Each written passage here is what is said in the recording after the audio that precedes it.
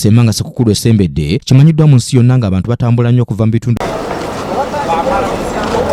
ekiseera kya Ssemanga ssekukkulu esembedde kimanyiddwa mu nsi yonna ng'abantu batambula nnyo okuva mu bitundu ebimu okudda mbirala naddala nga bagenda mu menganda zaabwe ng'era wano mu ggwanga ekisinga okumanyibwa bulijjo mu biseera ebya ssekukkulu ke kayisanyo mu kibuga naddala Kampala akabeerawo ak'abagula n'abatambula ng'era ekiseera bwe kiti ebisale by'ebidduka bitandika okupaaluusibwa. Baddereeva bavuge bulungi ne tudda bolinga twalirawo mitwalo 2 twala weeda awabadde awo 3 twalawo 6. Wabula mu kiseera kino ng'ennaku ebulambala okutuuka ku lwa ssekukkulu abali mu mulimu gw'okusaabaza abantu bagamba nti abantu batambula kitono. Sinzira ku myaka egiyise abasaabaze bakyali batono ddala kubanga zino ennaku babeera nga batandise kujja nga bangi naye tebanatandika kujja batono ddala. Otukompeyalinga nga wekyali emabega nakati nga wekitambula kati tebinnaba ku kisingako wano kyensobola okugamba nti kati abantu tebanaba kweyongera kutambula. Mu paaka ya bbaasi esangibwa mu Kisenyi tusanze abasaabaze balumaggamagga nga bali ku gw'okuyita abasaabaze mu bbaasi balaga okuyaayaana eri oyo gwe balaba nga ayagala okutambula.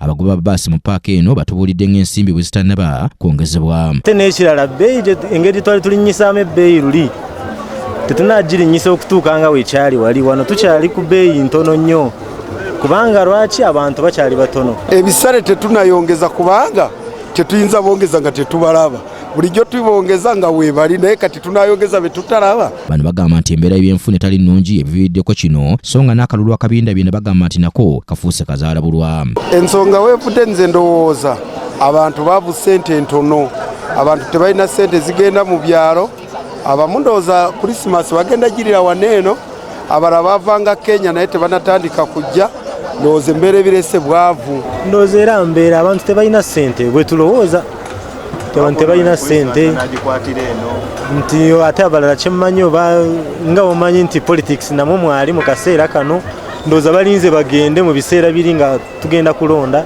Tutuuseko ne mu paaka ya takisi empya ku siteegi z'eŋŋende ez'ewala okubadde Busiya, Jinja, Mbalala ya Ntonde n'endala kyokka nga naye abagoba ba takisi bakaaba kimu ky'abantu kutambula kitono. Abakyala ewaka baba basubira okubanga bali akakoko mu nnaku zino tekaliiwo yadde akanyama tetulina ssente abasaabaze tebalabika yadde ndowooza mulaba tukyatwalira nnomo tetunaba kwongerako yadde 10 kitegeeza abasaabaze tewali mmotoka ebeera ku siteegi n'emalawo essaawa 2 nezirina okutambula mu lunaku ezimu tezitambula. Tetunalinyisaako wadde tukyali ku bbeeyi yaffe eya bulijjo naye abantu tubalaba tubalinze tubavuge naye bo tetubalaba monkala tuvuga nkalu ngera muzisanze wano ate amafuta gali waggulu moka twala nkalu tuzanga tukyafuna ku ssente tuli twali tufuna ssente naye kati tukyafunirako ddala. Bano nabo tebaawukanye ne bannaabwe aba bbaasi nga batubuulidde ng'ebyenfuna n'ebyobufuzi bwe biviiriddeko embeera eno. Nze ŋŋanze ku lwange nalirowoozezza nti abantu baavu ekirala abantu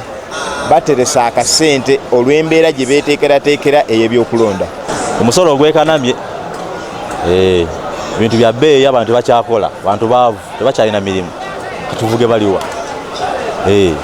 Sabina Siraaje ng'onaavugira ku siteegi y'e Busiya agamba nti okuva COVID-19 lwe yazingako eggwanga lino ebintu byonna byakyuka so nga n'ebbeeyi y'amafuta agamba nti evuddeko ebintu obutatambula bulungi. Sinzira ng'embeera ennaku zino bweri ebintu tebikyatambula bulungi obwavu bungi n'entambula y'abantu ntono nnyo okuva COVID we yajja ebintu bya steppinga down amafuta gali waggulu abatuuze bennyini tebakyatambula ssente kwegamba ntono ekyamazima. Kimuli Abudala ne Mwesigwa Simon be bakusakidde eggulire lino ku lwa KTV amalindirire.